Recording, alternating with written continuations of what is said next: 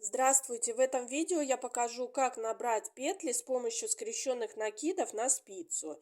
Вот я вяжу платье для игрушки, и у меня следующим этапом в схеме написано набрать 8 петель с помощью скрещенных накидов. Делаю я это так. Вот у нас рабочая нить. Рабочая нить у меня лежит на правой спице, вот таким образом, лежит на правой спице и лежит на указательном пальце левой руки, вот таким образом.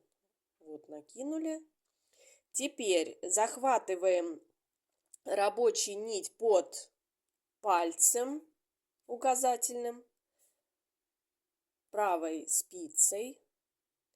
И вот так ее вытягиваю через вот это вот колечко. И снимаю.